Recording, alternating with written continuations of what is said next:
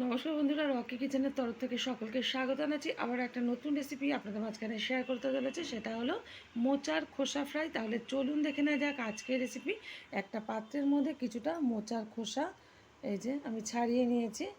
এটা এখন ভালোভাবে আমি কুচিয়ে নেব। এরকমভাবে কিন্তু একসাথে কুচিয়ে নেব পাতলা পাতলা করে। তারপরে কিভাবে আমি এই রেসিপিটা বানাবো সেটা আপনাদের মাঝখানে শেয়ার করব। মোচার খোসাগুলো কিন্তু এই যে সুন্দরভাবে কুচিয়ে নিয়েছি, এই যে দেখতেই পাচ্ছেন পাতলা পাতলা করে কেটে নিয়েছি। আর এদিকে কিন্তু একটা পাত্রে আমি জল আর কিছুটা তেঁতুল নিয়ে নিয়েছি। এখন ভালোভাবে একটু জলের সাথে তেঁতুলটা আমি গুলে নেব।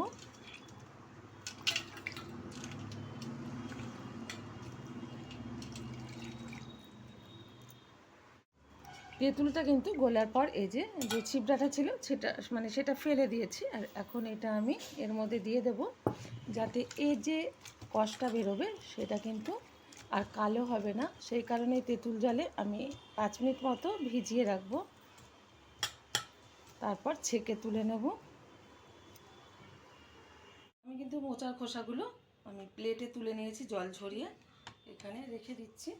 আর এখানে একটা ডিম আমি ভেঙে নিয়েছি, এই যে একটু পরে লাগবে, সেটা পরে ব্যবহার করব। তো এখানে একটা প্লেটে নিয়ে নিয়েছি আমি কিছুটা ময়দা। এখন এর মধ্যে দিয়ে দেবো কিছুটা কর্নফ্লাওয়ার।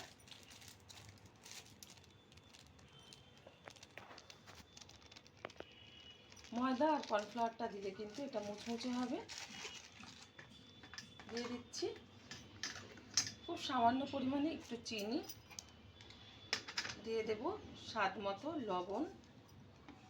এখানে কিন্তু লবণটা বুঝে ব্যবহার করতে হবে, কারণ এই খোসার মধ্যে কিন্তু কোনো লবণ ব্যবহার করিনি। দিয়ে দিচ্ছি কাশ্মীরি লঙ্কার গুঁড়ো,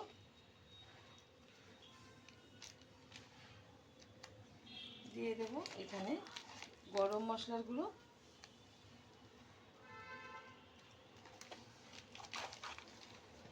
দিয়ে দিচ্ছি চিলি ফ্লেক্স,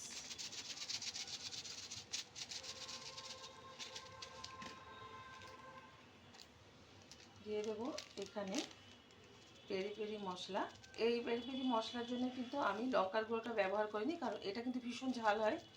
তো ঝালটা বুঝে যে যেরকম ঝাল খেতে পারবেন সেই বুঝে কিন্তু পেরি পেরি মশলা ব্যবহার করবে। দিয়ে দিচ্ছি এখানে গোলমরিচের গুঁড়ো। সবগুলো উপকরণ চামচ দিয়ে একটু ঘেটে নিচ্ছি। ভালোভাবে কিন্তু মিশিয়ে নিয়েছি শুকনো উপকরণগুলো একসাথে, সাইডে রেখে দিচ্ছি। এখন নিয়ে নিচ্ছি এখানে ডিম যে ভেঙে রেখেছিলাম, তার মধ্যে দিয়ে দিচ্ছি পরিমাণ মতো লবণ। ভালোভাবে ফেটিয়ে নিচ্ছি। ফেটানো হয়ে গেছে।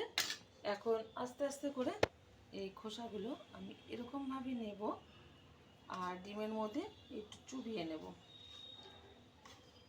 চুবিয়ে নেওয়ার পর আমি এই শুকনো মিশ্রণটার মধ্যে এরকমভাবে আলতোভাবে করে পাশে রেখে দিচ্ছি। সবগুলো খোসায় কিন্তু এরকম করে ডিমে চুবিয়ে এর মধ্যে আমি কোটিং করে নেব। মোচার খোসাগুলো ফ্রাই করার জন্য ওভেনে কড়াই বসিয়ে তাতে দিয়ে দিয়েছি বেশ কিছুটা সাদা তেল। তেলটা গরম হয়ে গেছে। এখন আস্তে আস্তে করে কিন্তু আমি এগুলি ছেড়ে ভেজে নেব। আর আমি কিন্তু এই যে জড়ো করে রেখেছিলাম প্রথমে, তারপরে কিন্তু এরকম করে ছেড়ে দিয়েছি। আর এটা কিন্তু আস্তে আস্তে করে তেলের মধ্যে এরকমভাবে ছেড়ে দেব। আমার এই রেসিপি যদি আপনাদের ভালো লেগে থাকে, আপনারা অবশ্যই আমার চ্যানেলটিকে সাবস্ক্রাইব করবেন, লাইক করবেন, শেয়ার করবেন। আর ফেলে দেওয়া এই যে মোচার খোসা দিয়ে এরকম একবার আপনারা ফ্রাই করে খেয়ে দেখবেন, আশা করি ভীষণ ভালো লাগবে। এটা কিন্তু অনেকেই জানে না, যারা জানেন না একবার ট্রাই করবেন। এবার হালকা আছে সুন্দরভাবে ভেজে নেব।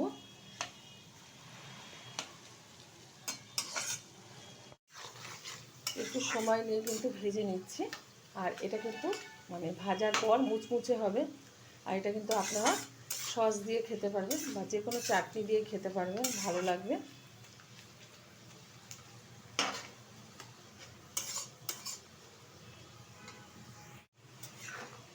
সুন্দরভাবে কিন্তু আমার ভাজা হয়ে গেছে, এই যে দেখতে পাচ্ছেন খুব সুন্দরভাবে হয়েছে আর মুচমুচে এখনই শব্দ হচ্ছে। তো একটা পাত্রে তুলে নেব, যেগুলো ভাজতে বাকি আছে সেমভাবে ভেজে নেব। দেখা হবে পরের ভিডিওতে নতুন কোনো রেসিপি নিয়ে। ধন্যবাদ।